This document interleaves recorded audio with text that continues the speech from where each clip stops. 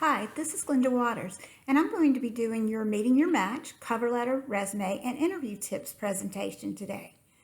I am from the Career and Employability Resources Office, which is located in Ruby Hicks Hall, Suite 180. Our contact phone number is 864-646-1577, and our email is careerresources@tctc.edu.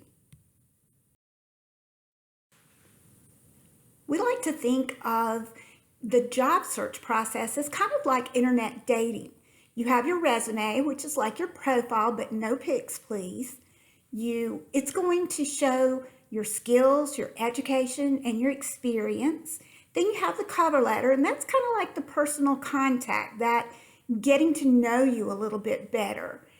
Does it catch their interest? Do they want to know more about you? So that's maybe when you first start exchanging those emails.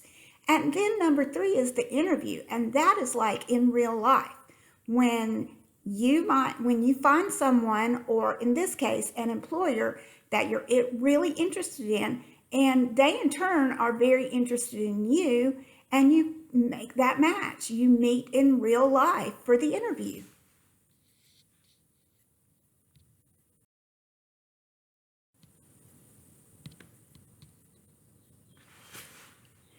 We like to say that there are 5 steps to meeting your match.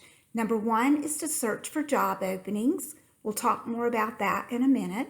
Number 2 is to write a resume. You need to have a good, solid, general resume that you can tweak to fit each job that you apply for. You need to write a specific cover letter for each job. You need to clean up your social media. And we say that because 75% of all employers will check your social media. Your resume and your cover letter should be the best version of yourself. You have plenty of times to get those 2 documents perfect. But your social media is kind of an ongoing thing. It changes daily. So you want to make sure that there is nothing in it that would be inappropriate or objectionable to an employer. Things like pictures that might not show you in the best light. Maybe they show you with a Solo cup in your hand, and the employer just assumes that it's alcohol, but it may not be. But you have to understand that this is all about assumptions. Maybe it's something negative about a former employer or a former place of business. You want to make sure there's nothing negative on your social media, especially about employment.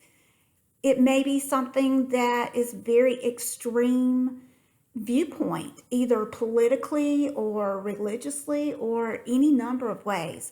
And employers really want someone who is not going to raise a red flag. And extreme viewpoints on anything kind of tend to raise that red flag a little bit.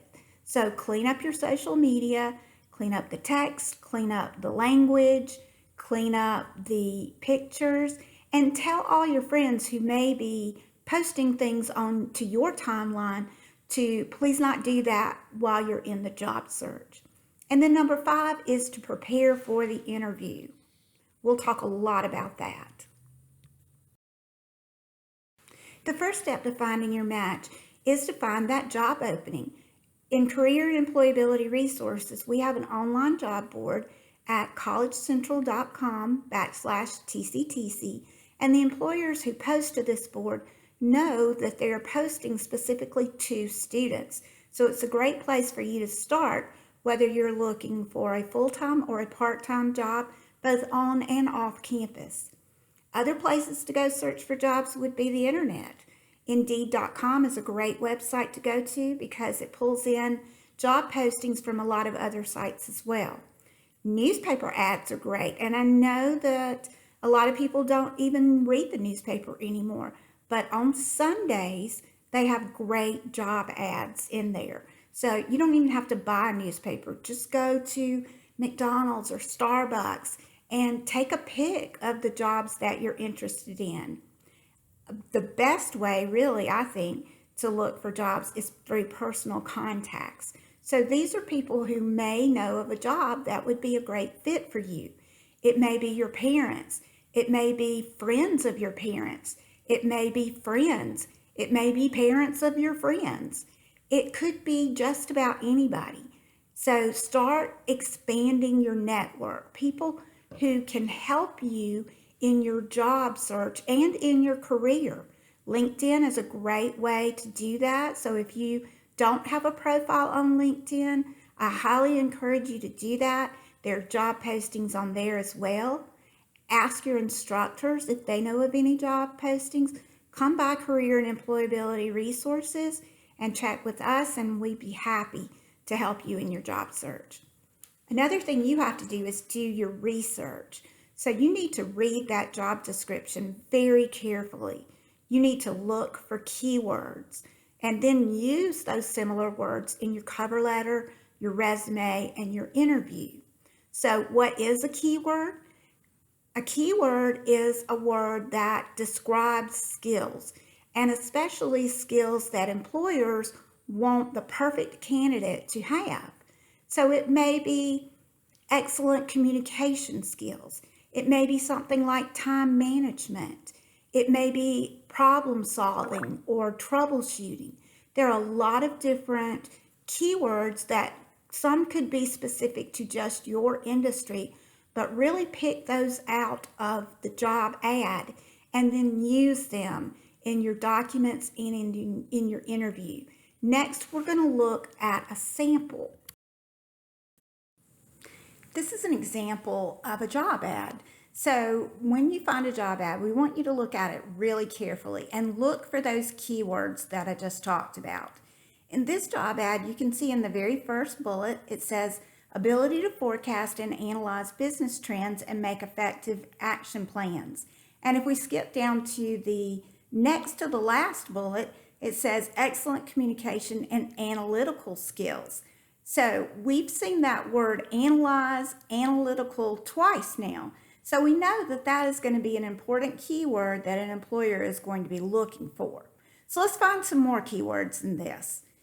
Proven ability to network, acquiring and maintaining talent, treats everyone on the team with dignity and respect, and motivates through inspiring and encouraging leadership, excellent leadership qualities, training and team building skills. Okay, so we've seen the word team a couple of times, everyone on the team, and then team building skills.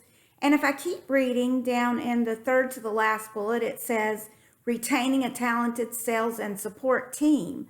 So I know that team is going to be really important. You're going to be working as a member of a team, and those skills to be able to collaborate are going to be very important.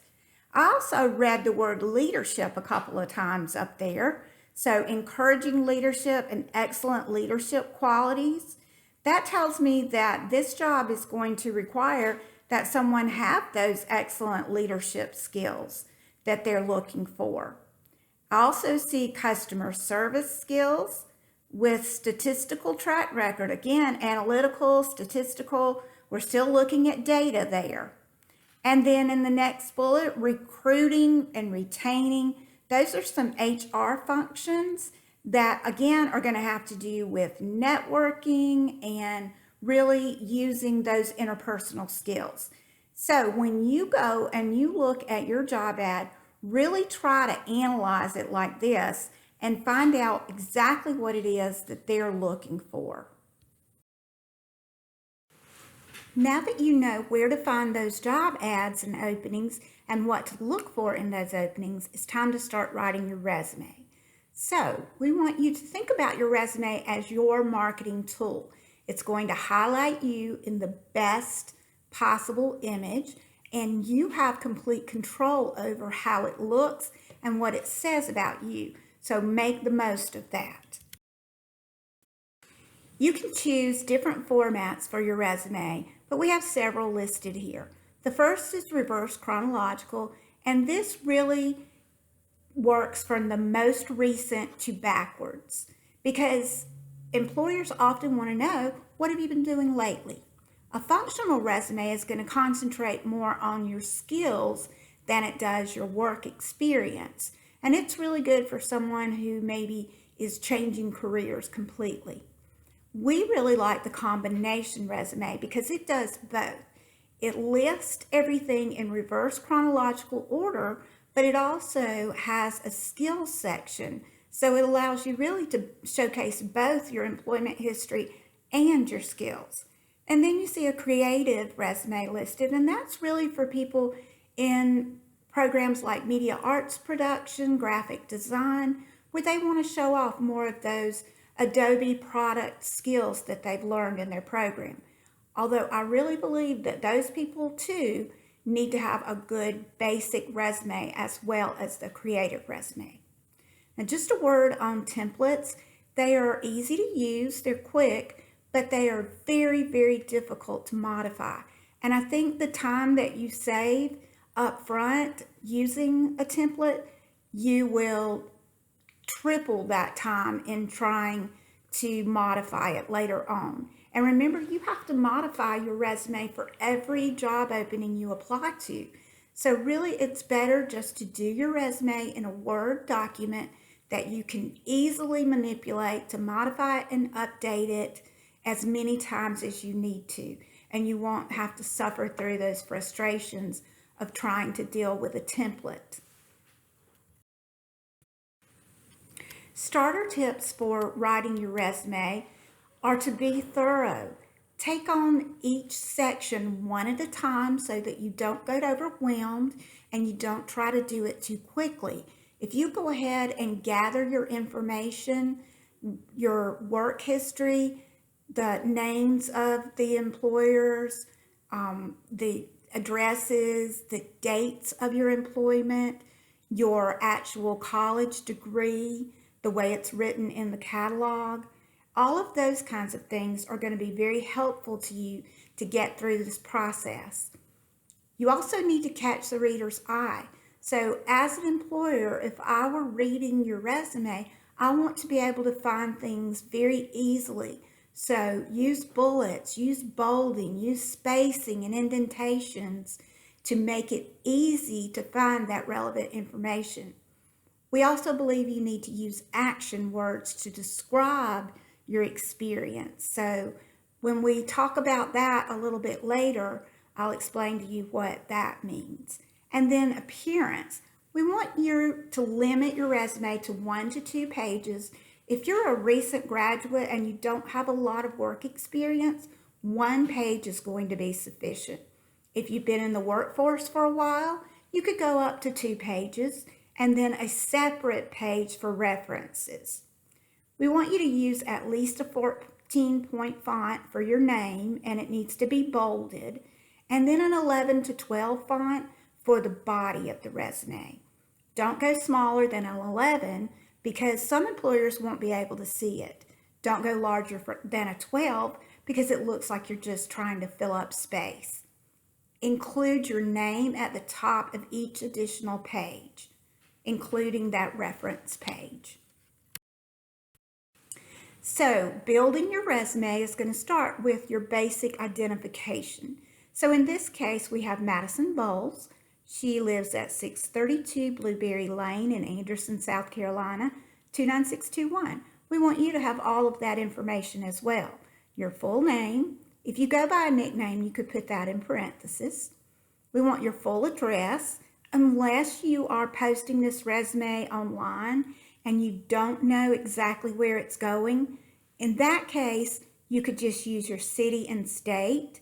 You would not have to use your street address just for security reasons. But if you're sending it to a local company and you know that's the only place it's going, go ahead and use your street address as well. And always spell out whatever the name of your road is. If it's road, if it's lane, if it's avenue, if it's court, whatever it is, spell it out. No abbreviations except for South Carolina. We want your telephone number, and we want it to be a telephone number that you will answer. Make sure you put your area code. Oftentimes, students don't answer their telephone, or people in general don't answer their phone if we don't know who is calling. But if you're in a job search, you're not probably going to know those numbers, and they're not going to be listed as contacts in your phone. So go ahead and answer your phone. You don't want to miss out on a great opportunity because you didn't answer your phone.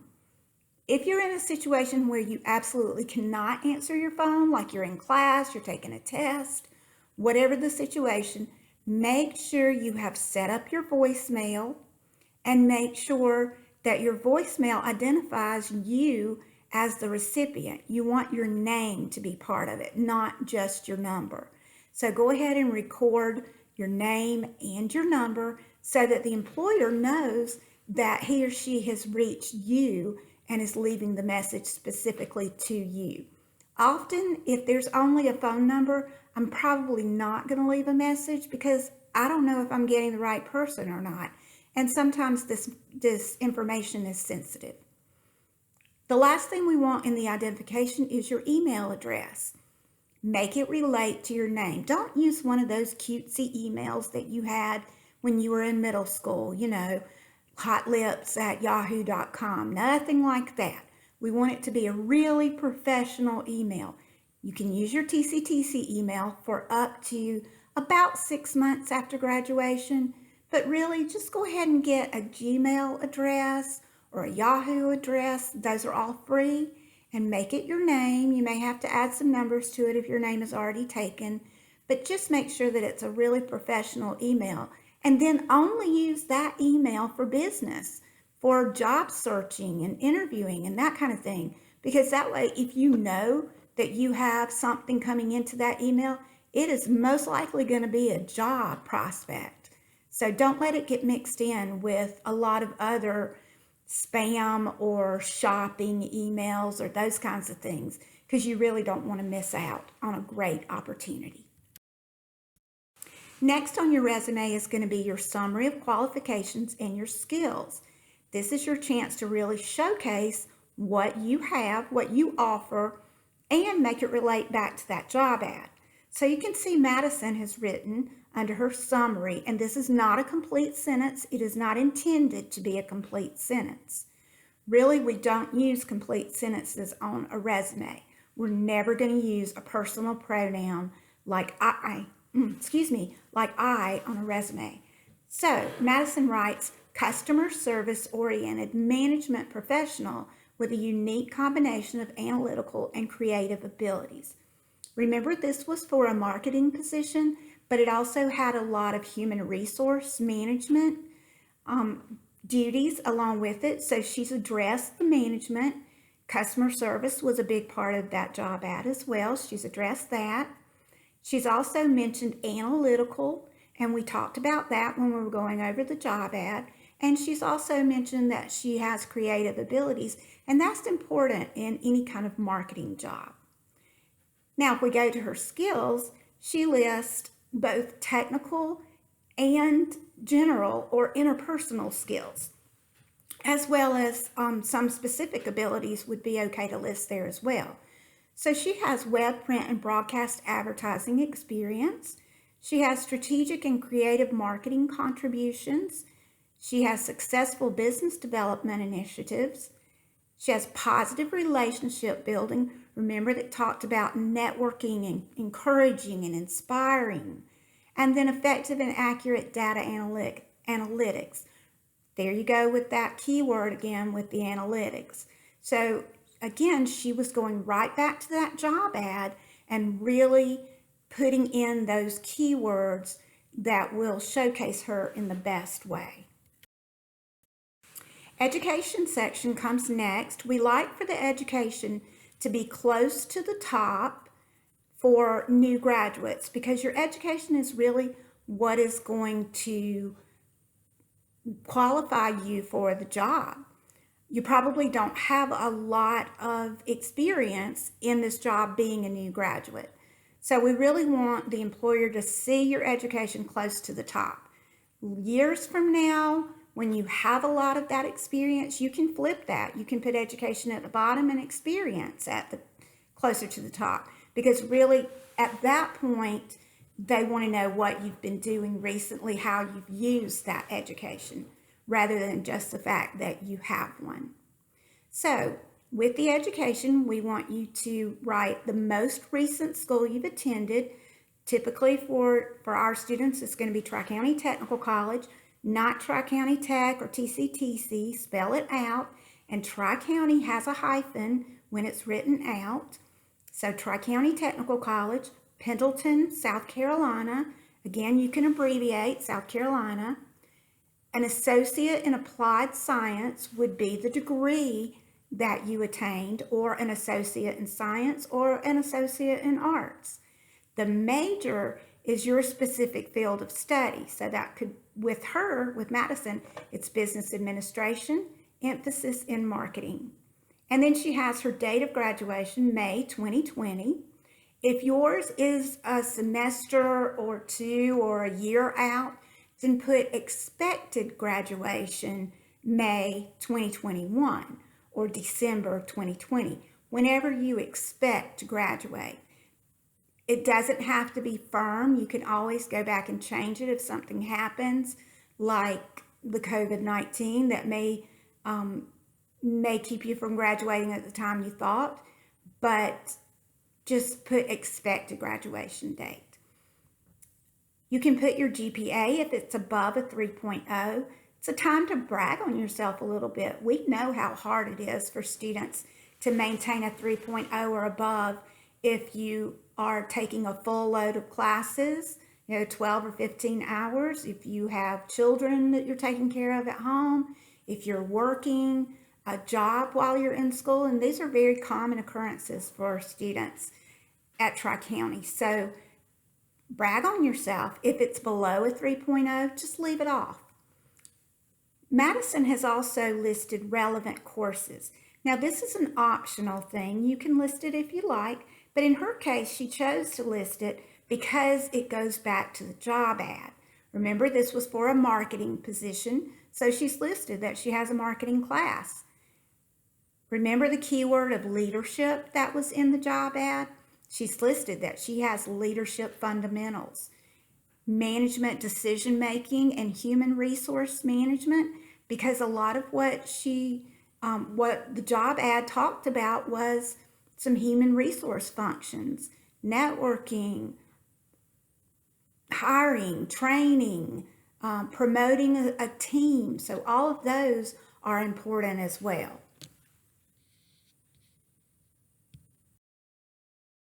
Couple more things about the education section. We usually don't list high school unless you've attended a career center and completed credentials in that major. Employers assume that if you have gone on to college that you have a high school diploma or a GED, so it's just not necessary to list it. Other colleges or universities that you may attend, we want you to list those in reverse chronological order only if you graduated or received a credential. So if you leave Tri-County after graduating and you go on to another college or university like Clemson, then you could keep Tri-County on there, but Clemson is going to come above Tri-County at that point. Now, if you are just taking transfer courses at Tri-County and you don't actually receive a degree, then you can drop Tri-County off of your resume after you are attending the 4-year college or university that you decide to go to.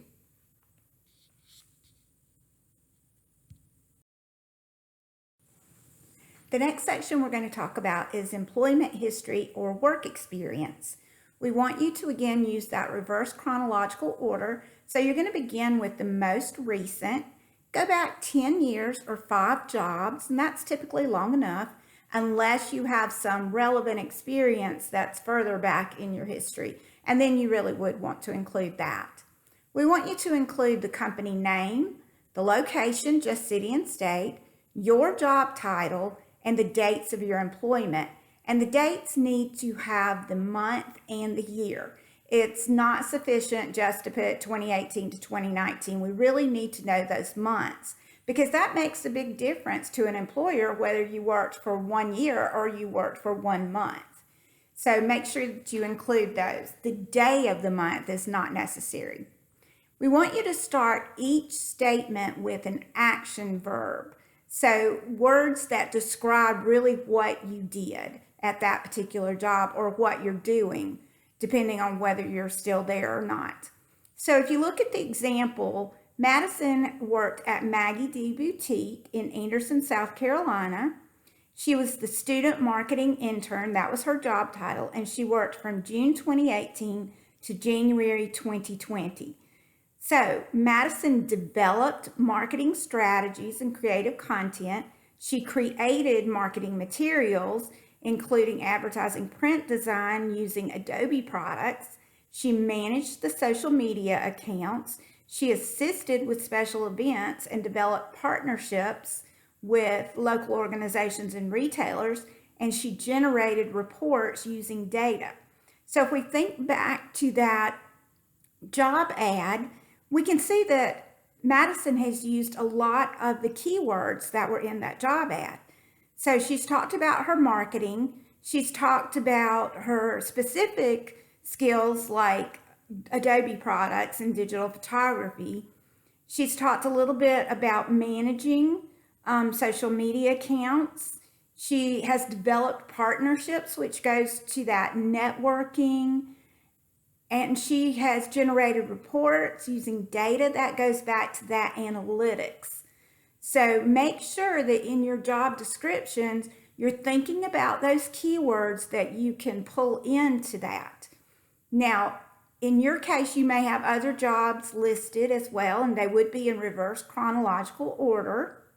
So just look at them, see how you can list it to really focus on your skills and focus on those keywords that the employer is asking for.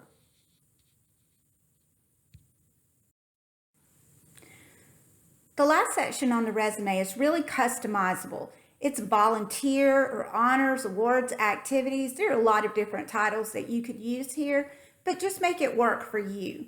In Madison's case, she has honors and awards. She was the outstanding marketing student at Tri-County.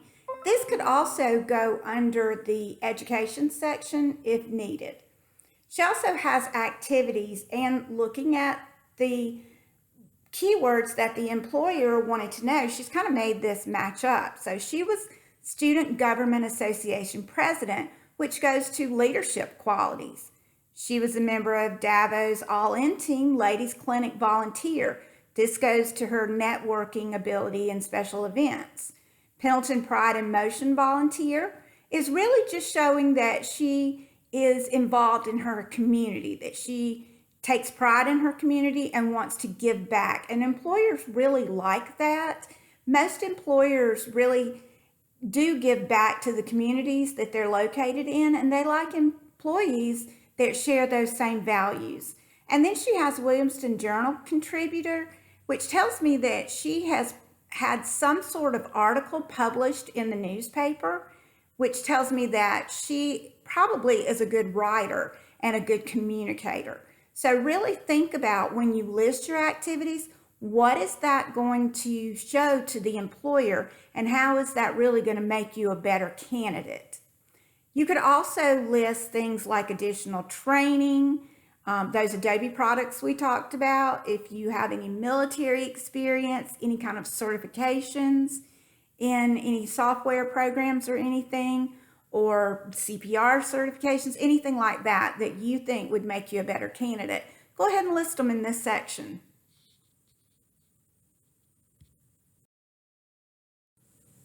Your resume also needs to include a reference section. Now, references, you always need to get permission before you list anyone as a reference. And don't just ask, may I use you as a reference? Ask what kind of recommendation they're going to be able to give you. Often our instructors are asked for recommendations from students, and they have their integrity on the line. So they're not going to give you a good recommendation if you haven't been a good student. And being a good student isn't necessarily all about grades. It's really about behavior. Have you turned in all of your assignments on time? Have you really participated in class and not been on your cell phone the whole time or cruising the internet instead of paying attention? Employers expect that the way you behave in class is the same way you're going to perform on a job. And instructors know this as well, and they're not going to give you a good recommendation if you haven't performed well in class in those areas. So ask if it's going to be a good recommendation as well as asking if you can. You want to get at least 3 references from people who are familiar with your work. So instructors are one good source, but also former employers, supervisors, or people who you have worked for in volunteer experiences if you haven't had a lot of jobs, just people who know your work ethic. You want to include their name, their title, their work address, their phone number, and the email. Often employers just send out an email reference instead of calling, but some do call. At Tri-County, we call all references. So you want to give them both of those options. Another good idea is to send your references after they've given you permission. Send them a copy of your resume and maybe even a copy of the job description so that they know what you're looking at, and then maybe 3 good points that you would like for them to talk about you in the reference. Maybe 3 things that you would really like for them to focus on. This helps give them some context and some framework to work with.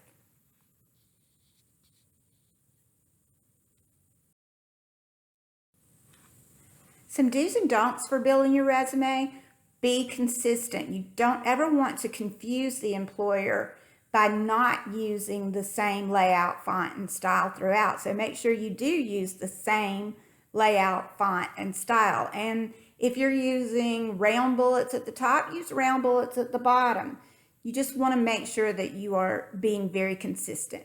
We want you to be persuasively honest. Remember, everything that's on your resume needs to accurately represent your best self. And know that anything that's on your resume, you may have to defend. So if you know a little bit of Spanish and you put on your resume that you're fluent in Spanish, be prepared to carry on a conversation in Spanish. And if you can't do it, then that's not going to be a very good way to start off an interview. So make sure that you can defend everything that's on your resume, and make sure that you have examples to talk about everything that's on your resume as well. We want you to be positive. You're never going to put anything negative on your resume. It's all about your accomplishments and your skills and what you can do.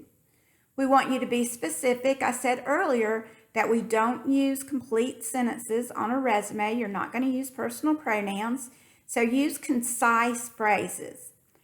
Make sure the resume is neat and easy to read. Employers only look at a resume on the first time for about 30 seconds. They're just going to glance over it. So they need to be able to find the information they're looking for very quickly.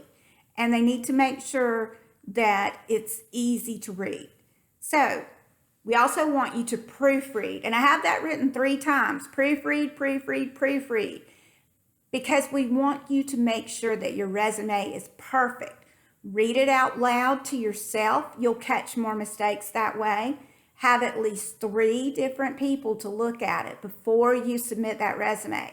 We're happy to look at it in the Career and Employability Resources office. You can email it to us, or you can post it on College Central Network, and someone will definitely look at it before it goes live.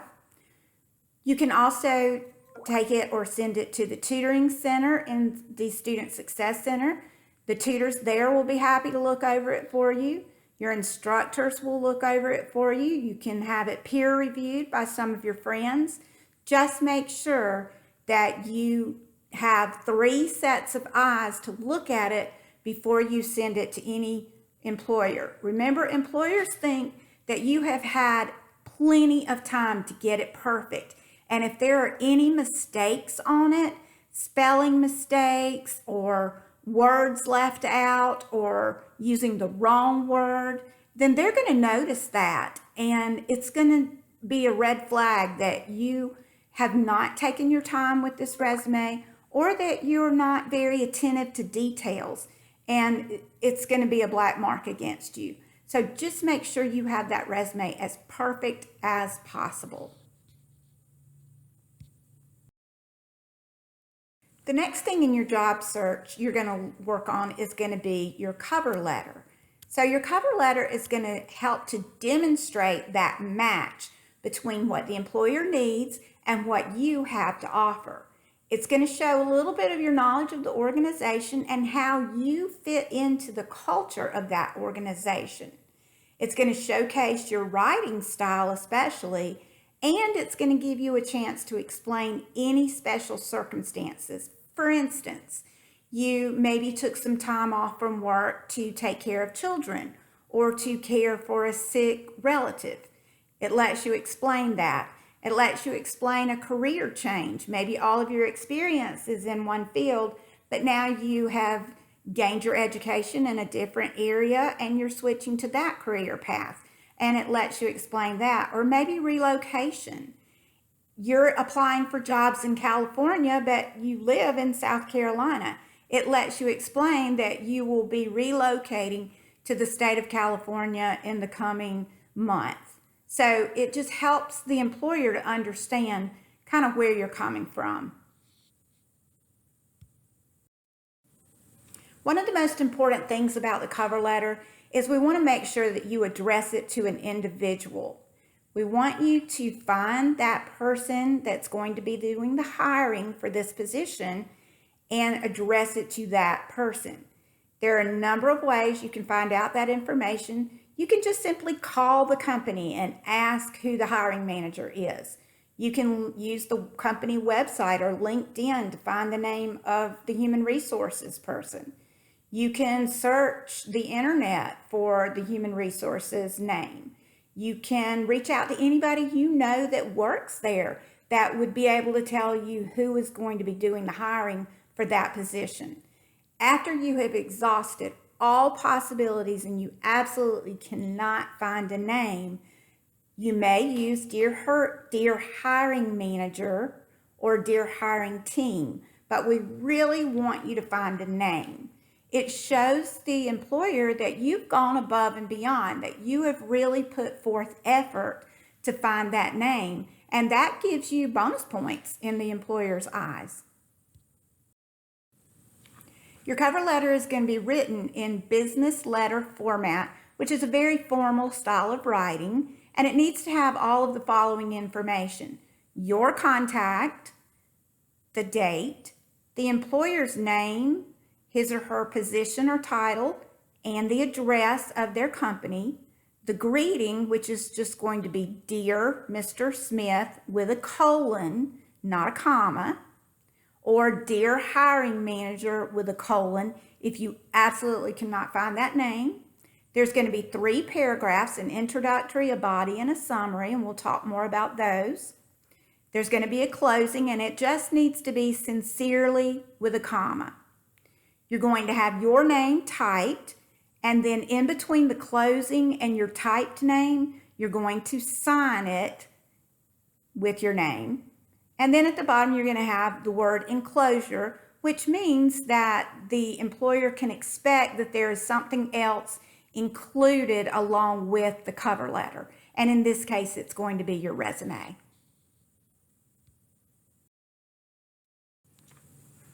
The cover letter has 3 basic paragraphs. The first is the introduction, where you're just going to tell them which job or position it is that you're applying for and how you found out about it. Many employers really like to know how you found out about their jobs. They use marketing dollars to advertise for these positions, and they want to know where the best candidates are coming from. It also gives you the opportunity to use the name of an employee that works there if that person is who told you about the job and has recommended you for that position.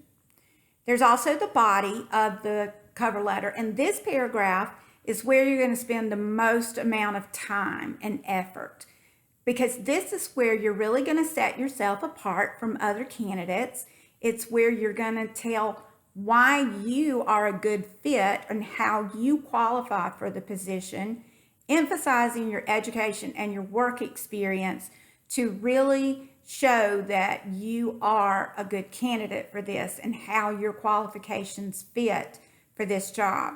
You can see that there is an example of a cover letter at the bottom, And we also have examples in our job search handbook, which can be found on our webpage. The last paragraph is going to be the conclusion, and this is simple. You're just thanking the employer for considering you. You're going to request that further communication, which is an interview, and you're going to explain how you can be reached. You want to make it really easy for the employer to get in touch with you. So even though your contact information is at the top, you want to list it again with your telephone number and your email address.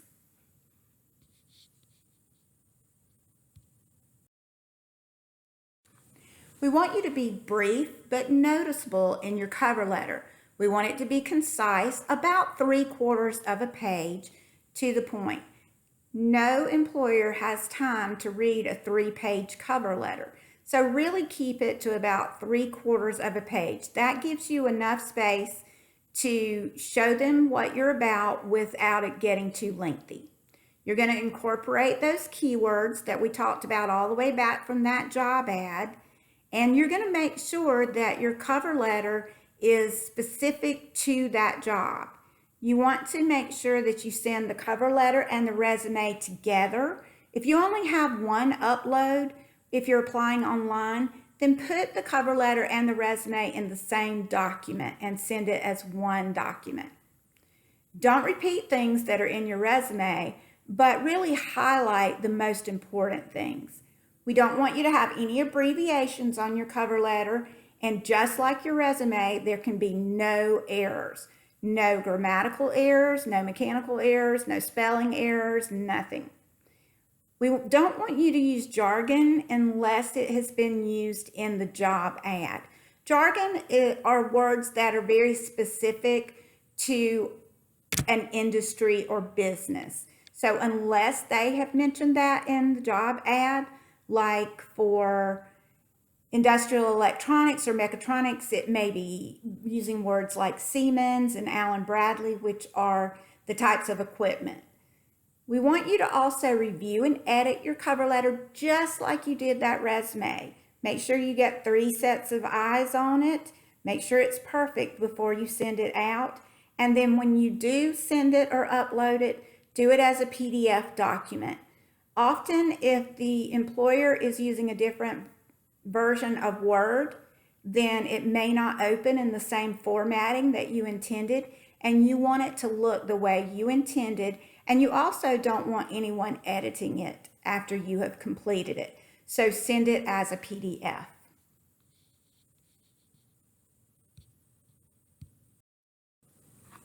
The next part of our presentation is going into the interview, or that in real life experience. This is where you actually get to meet your match, the employer that hopefully is going to be your perfect match.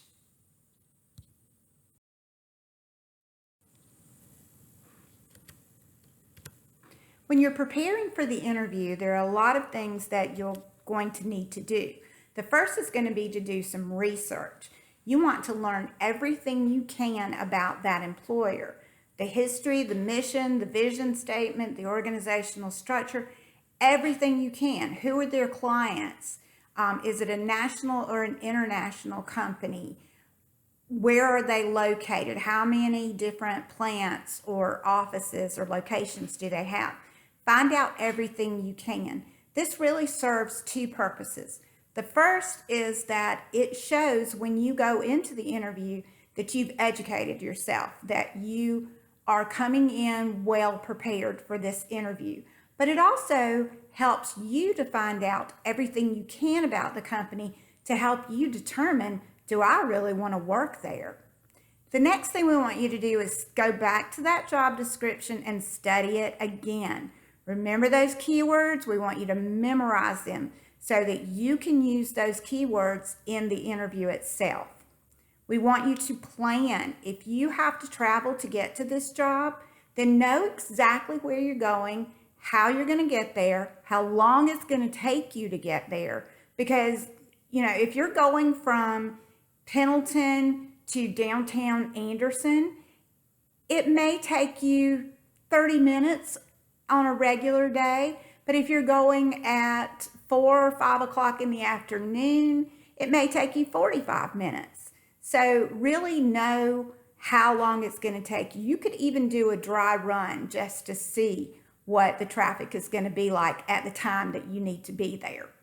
You want to know the time of the interview and the exact location. So let's say you're interviewing at Michelin. Michelin has a huge campus at Sandy Springs, and you would want to know exactly which building to go to and which entrance to use. So find out that exact location. You want to know who or how many people will be present at that interview. Often these days we have panel interviews, and it could be anywhere from 3, 5, 7 people sitting around a table. And that can be a little bit disconcerting if you weren't prepared for that. So know how many are going to be there, and then find out how long the interview is scheduled to last. If you're expecting a 30-minute interview and it runs into an hour, and then they want to take you on a tour of the facility, or they want to introduce you to other people in the office, then that may be a problem if you have another appointment, or if you need to get to class, or you have to pick children up from daycare. So you don't want to be in an uncomfortable situation like that. So find out how long the interview is scheduled to last. Another thing you're going to need to do while you're preparing for the interview is to study. You're going to consider possible interview questions. Think about how you're going to give a good answer for those questions. One of the first questions you're going to get is, tell me about yourself. So how are you going to answer, tell me about yourself? What I really like to hear is your education, your work experience, maybe some qualifications, and then maybe something a little personal like, where are you from? So that can help to make a connection, because if you and I went to the same high school, then we have an immediate connection. Think of 4 to 5 good situations or examples that you can use to answer situational or behavioral questions. Those kinds of questions are like, give me an example of a time when you had to solve a problem. Give me an example of a time when you had to persuade someone of your position. Give me an example of a time when you were a member of a team, and what was your role in that team, and how did it lead to the success of the team? Give me an example of a time when you made a mistake. So all of these are called situational questions, and you need to think through what the employer really wants to know. So the one about team, are you able to collaborate? What, are you a leader, or what is your role in a team? The one about mistake, really the employer just wants to know that you will take responsibility for your mistakes and that you will fix them. So think about really what it is, what characteristic or what quality the employer is trying to find out about from your answer. And then we want you to practice. So we want you to work on your communication skills and polish that language. All of us at times use filler words like and like, and that's okay as long as it doesn't become distracting. But we all know people who use those words very frequently in their speech, and you want to make sure that you're not doing that, because it can be distracting for an employer. We want you to use your resources. You can come to us in the Career and Employability Resources Office, and we will do a mock interview with you to help you with that interview prep. We will give you some good feedback on what you did well in the interview and what you need to practice on so that you can feel like you're really prepared for that interview. Another great resource we have is biginterview.com. You can see the link to it right there on your screen, and it allows you to video practice your interviewing. So it allows you to record your interview and then look back at it at the video and see how you did. You're probably going to be your worst critic. So if you can see how you come across to an interviewer, I think that will make a big impact on you. You can also use Big Interview and send those videos that you've recorded to others that you may want feedback from, like instructors or us in Career and Employability Resources. Big Interview also has a lot of those situational questions with tips on how to answer those questions, as well as the tell me about yourself. So I think it's a great resource. It's free for you to use. We pay for it because we know how important it is to be well prepared. So we want you to be confident.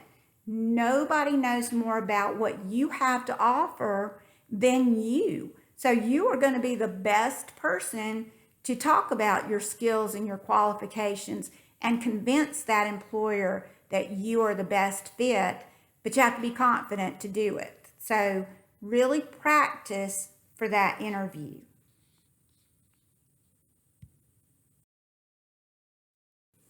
While you're preparing for that interview, we also want you to consider what you're going to wear to that interview. And it kind of depends on the job that you have applied for. In any case, we want your interview outfit to be clean and well pressed with clean shoes. So even if you're going for a welding job or a maintenance job, don't wear your dirty work boots. Wear some nice clean shoes, or work boots are okay as long as they're clean. But make sure your appearance is a fit for the culture of the company. And we typically say to dress one level above the job that you're applying for. So if you are applying for a maintenance technician position at Bosch or BMW or Michelin or wherever, you may want to dress like the young man in the top right corner. Khaki pants and a polo shirt are fine. You wouldn't need to wear a suit or anything like that for that particular position. If you were applying for a little bit more of a professional position, let's say in management, marketing, banking, anything like that, it may be more appropriate that you need to wear a jacket and maybe possibly even a tie, depending on the company. The more conservative the company, the more dressed up you need to be.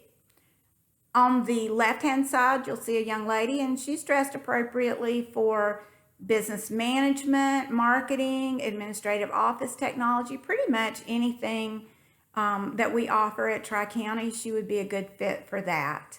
So in jobs such as healthcare, even though you're going to be wearing scrubs on a daily basis, you don't want to wear those to the interview.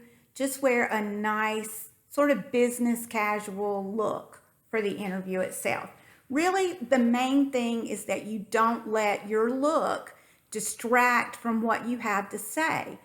It's just kind of a check off. Yes, you were dressed appropriately. So you don't want big earrings that are going to be dangling throughout the interview, or a real brightly colored or memorable kind of outfit. You just want to reflect the culture of the organization and it not be distracting yet appropriate. We've all heard the saying, you have one chance to make a great first impression, and we've all heard it because it's true. So you want to make sure that you do your best to look your best the morning of the interview. Brush your teeth, take a shower. If your interview is not until 4 o'clock in the afternoon, you may need to take a second shower before going to that interview. Make sure your hair and nails are neat and professional looking.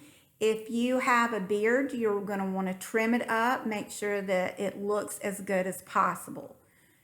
We don't want you to wear any perfume before you go to an interview, or any kind of aftershave or fragrance, because some people are allergic and it can be uncomfortable. We also don't want you to smoke before you go into an interview. People who don't smoke can smell it, and we don't want that to be the thing that keeps you from getting hired. Often, human resources officers are going to be biased against you if you smoke. And the reason is because of insurance. It costs more to insure someone who smokes than someone who doesn't.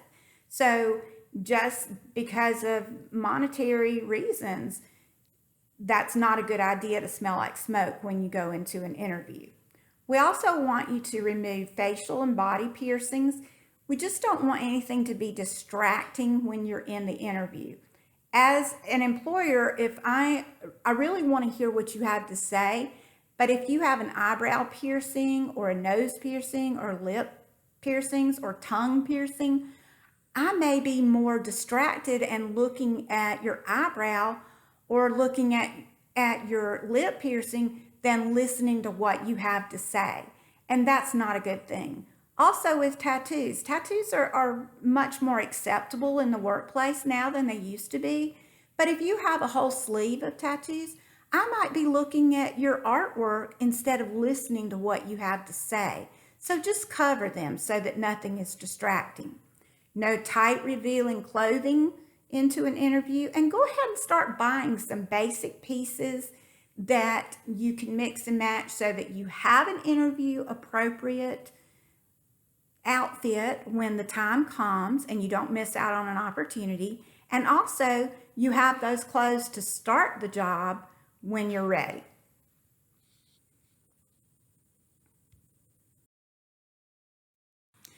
When you arrive to the interview, be ready. Know who you're going to report to, when you're supposed to report, and where to report. Arrive about 15 minutes early. If you get there 30 minutes early, it might be uncomfortable for the interviewer because they might be busy doing something else and then they feel that pressure that they have to stop what they're doing to go ahead and take you in early, and it can just be an uncomfortable situation. So just arrive about 15 minutes early, make one last trip to the restroom, and then be prepared to wait. Now, while you're waiting, you do not want to be on your cell phone at all. Don't even bring it in. Leave it in the car. It just looks like you're not engaged in the interview process if you're on your cell phone. So use that time to look over your resume. Remember that you have to have examples for everything on your resume. Think about those kinds of things. Practice your speech of the tell me about yourself. Practice that in your head while you're waiting. Look over company materials that they have there, or engage the receptionist in conversation. Often the receptionist or the administrative assistant is going to have influence over who is hired for that position. So go ahead and just make polite small talk. Remember that you don't know where that interview starts or who is going to be a part of the process of making that final decision. So just assume that everyone is watching and be on your best behavior when you get to the interview itself.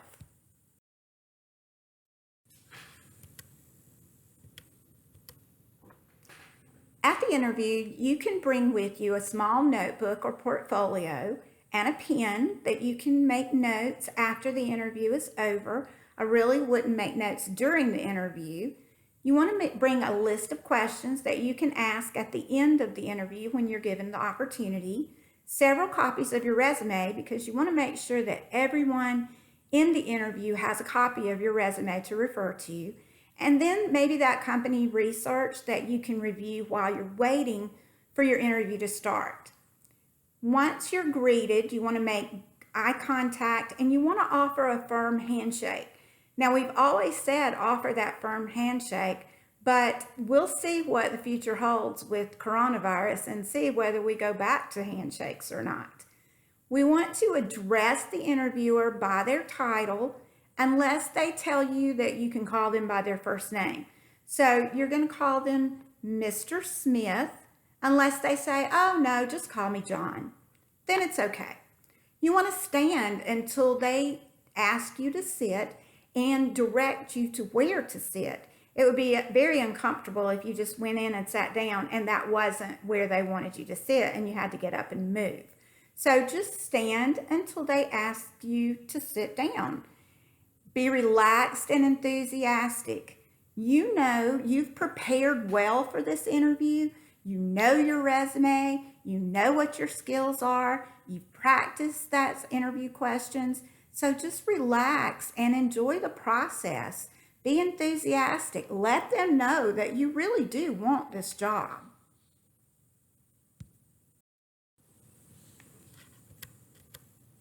The interview is usually a typical structure. It starts with rapport, so it's small talk.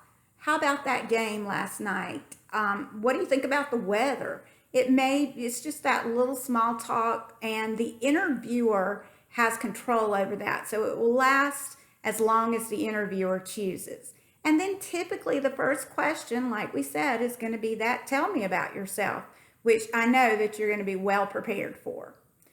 Then you're going to go into an exploration of facts. They're going to ask you about your experience, your education, your skills, your qualifications, your goals, all of that.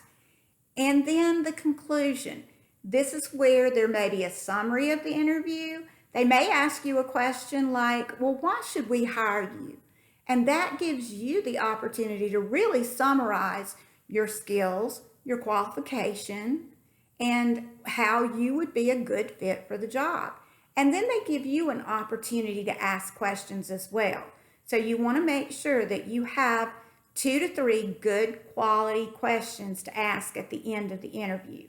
Not asking any questions usually shows lack of interest, so we don't want you to appear that way at all. Ask questions about the job itself. Don't ask about pay, don't ask about benefits. This first interview is your opportunity to find out what you can about the company that you haven't already found out in your research, or about the job. So make sure that your questions focus on that.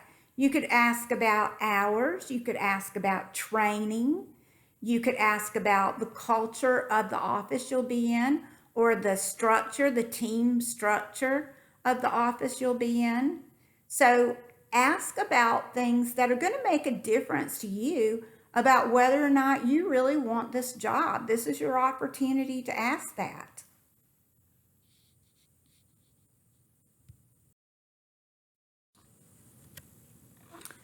A little earlier, we talked about behavioral or situational questions, and this is a good method to use to answer those questions. It's called the STAR method, and it looks at situation, task, action, and results. So the situation gives some context, describe what was going on, what was the goal or the problem, and then what was the task, what needed to be done, what was the problem that needed to be solved, what was the goal. Then look at the action. What was the action that you took to solve the problem or to reach the goal? Not what your manager did, but what you did. And then look at the results and make sure that it was a good result. So if you needed, the goal was to increase sales, and your action brought about a 25% increase in sales, make sure that you quantify that. It's much more powerful to say a 25% increase in sales than we increased our sales. Make sure that you quantify. So use this method, and this method is also included in Big Interview. Just a few interview tips to help you along. Don't forget to smile. People like to hire people that they like. If I'm hiring someone, I want to make sure that it's someone that I'm going to want to see every day when I come in. So smile. Make me like you.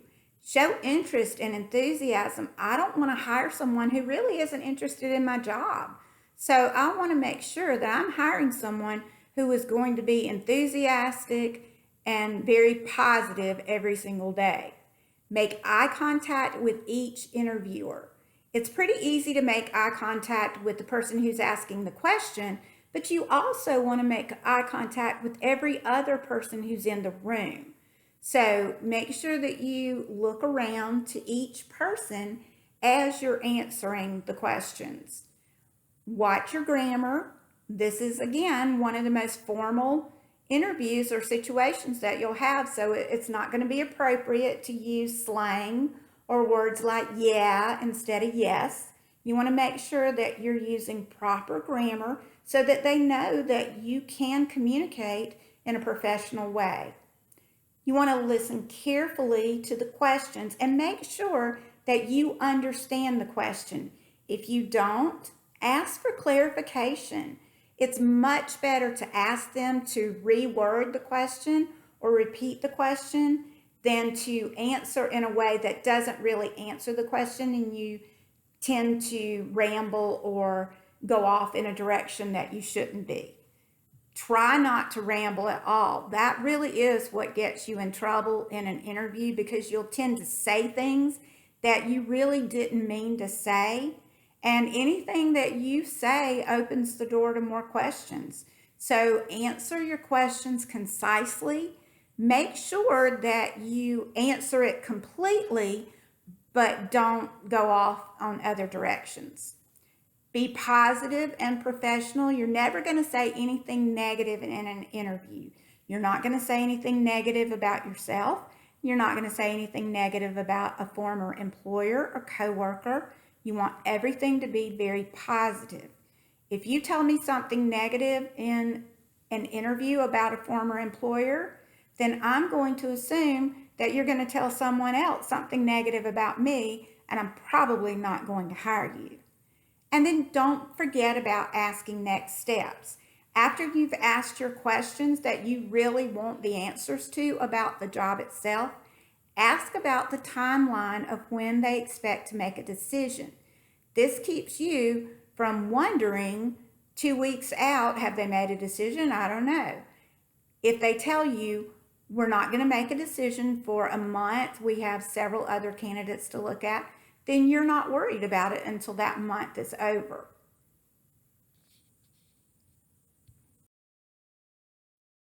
The last thing that I want to remind you of is the interview follow-up. Please send a thank you note or message. You can send it by letter, by email, or by phone within 2 days after your interview. I think the most powerful way is to send it by letter. And it doesn't have to be a formal letter. It can just be a fold-over note card, and you're just thanking them for their time and their courtesy of talking to you. If there's something else that you remembered after the interview that you think would make you a better candidate, you can also mention that in the thank you note. But really, most candidates don't send a thank you note. Only about 25% do. So if you're in that 25%, it really sets you above the others. And also, it's going to get your name across that interviewer's desk again. So they're going to say, oh, I got a thank you note from John. He was really great. It's going to make them think of you again. And so that is also going to help you maybe to get that job. So don't forget to send that interview follow-up. Thank you for being with me today on this presentation from the Career and Employability Resources Office. If you have any questions about anything that I've talked about today, you can contact any one of us on the left-hand side of your screen for anything you need. I'm Glenda Waters, the third one down, but we also have Glenn Hellinga, who is our director. Lynn Smith and I are both career counselors. Verdina Hill is our employment resources coordinator. Amanda Donald is our work-based learning coordinator. And Stella Grove is our generalist. So please contact us if you have any questions or concerns. We have resources listed on the right-hand side for you. Big Interview I've talked about several times, but we also have College Central Network, which is our online job board. We have Career Coach, which is going to give you information about different employers and jobs. And then we're located in Ruby Hicks Hall, Suite 180. Our phone is 646-1577.